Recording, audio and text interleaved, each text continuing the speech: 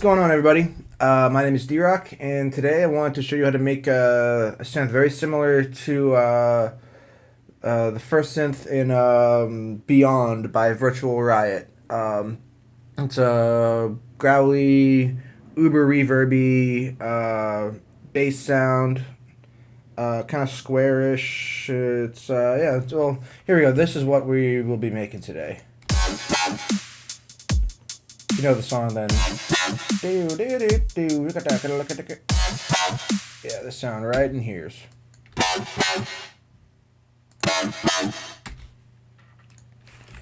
So I just went through trying to remake it, and I'll see if I can remember it as best as I can. I'm probably gonna have to jump up here and reference it a few times on exactly what I did beforehand, because I kind of made it on the fly. But yeah, let's just dive right into it. So, as you saw up there, the basis for this is going to be a Thor. Let's do all the housekeeping stuff of combining and, doing that and sort of stuff. Those down. Alright, well, you don't really want these like all the way down, just because then you'll get that click sound. And, alright, so, first, oscillator is going to be a multi-oscillator. This is actually the only oscillator we are going to be using for this one. It's activated through filter 2. Let's put filter 2 on state variable. These are both going to be on state variable. Have them both be on bandpass. Turn down the envelope amount, and we're also going to turn on filter 3 on state variable on high pass. Turn that down. Cool. All right. So we got this on square. Drop down an octave. Turn that in like just a little bit below that like amount thing there. You can turn up the resonance on both of these. Turn up this one a little bit more, because this one's going to be going up while this one's going down. And usually to get that extra valley sound, I usually like a peak in that lower register instead. So, all right, let's do some programming now, just on the Thor. So rotary 1, filter. There you are. The filter 1 from 0 to like 63ish is what I had up there.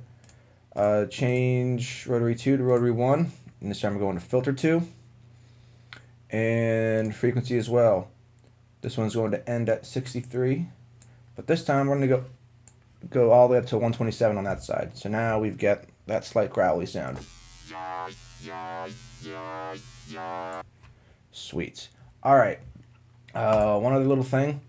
I'm going to change that to rotary 1, because you can hear, like, if you go down, hear that kind of like high-end junk from this one. We're gonna have this drive also be controlled too. So filter 2 drive. Let's just keep it nice and easy at all 63s. Much better. All right, let's turn on the shaper, hard clip, turn it up a bit. Cool, we're getting somewhere. Now, next is going to be 2 screams. First one, tube mode. Turn up P2 to like around 1 o'clock-ish.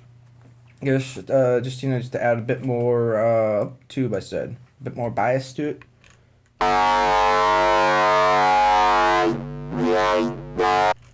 And then scream, tape mode. Speed all the way up. Crank up the damage control, give it some extra stuff there. I think a bug flew in my ear. That's really gross. All right. So you hear all this like low end junk in there. On this one, I did something kind of weird that ended up kind of fixing that, which was a unison. It's in with the detune all the way down, and the wet dry at like just about a little bit past 12 o'clock. It kind of just like softened all that sound down there. And then we need to skip out some uber lows. boost some highs, and find that there's some junk in here.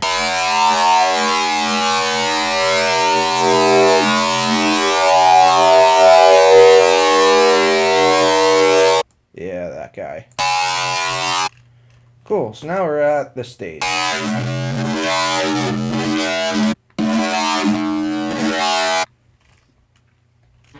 It's definitely getting there. Alright, next we're going to do two pulverizers. We'll just make them both, and then we'll change them both at the same time. First one is going to be a high-pass module. Well, with the peak turned up to like 1, 2 o'clock to give it some of that extra resonance. And this one's just going to be used as a low pass. I'm going to leave it just as is, just because I think in the original track I had that I used this in, it was like during the build up I low passed the synth out and then did some like womps and some stuff. But anyways, let's program this guy. Alright, pass, we're going to go to rotary 2, filter your frequency, bring it down to like 2.5 or so. That way you can do that extra automation. You can see in this one, you got rotary 1, rotary 2. You can hear that. Without these, it's kind of static. These ones are actually at slightly different automation curves, which will give each womp its kind of own unique tone to it. All right, next we're going to. Oh no, we still have one more thing to do with those. We're also on this. We're going to rotary 1 to the volume. That way, you get a little bit of an extra volume boost when the growl opens up. Something kind of like that. All right, let's throw on a maximizer. Soft clipping on.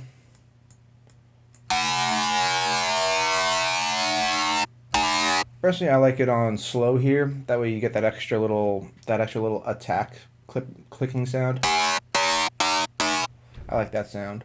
All right, and finally we got the reverb. The reverb that I did on this is pretty specific.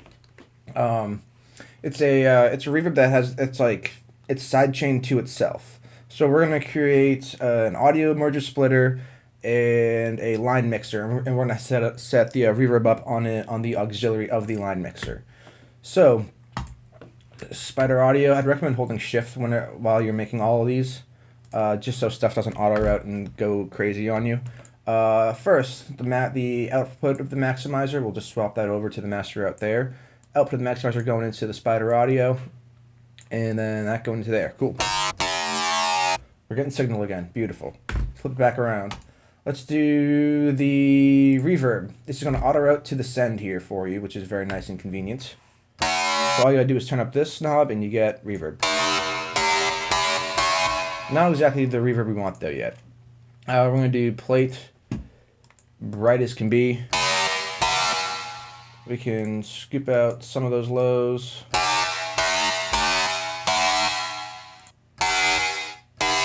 And we'll activate the gates, because we want this to be like fairly reverby, but we don't want it to trail off forever, because that's gonna get wishy-washy and annoying. Next, we're gonna create just the M-class compressor.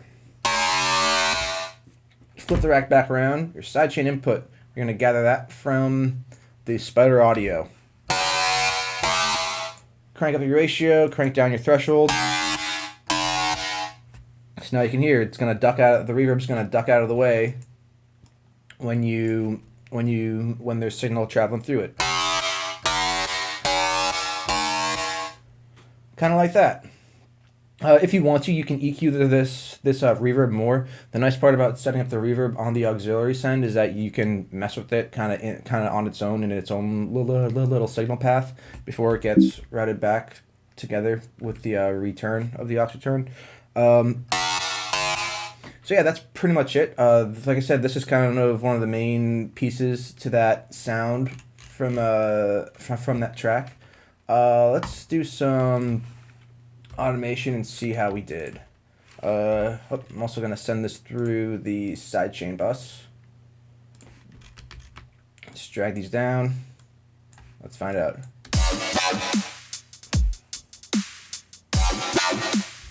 A little too much verb on this right now. Turn that down. Let's turn down the overall aux send. That's more right. So yeah, that's when you make a growly, uber reverby sound, kind of like from Virtual Riot's track Beyond. So yeah, if you have any questions, drop me a comment, shoot me a message, something like that. And otherwise, I will catch you guys next time.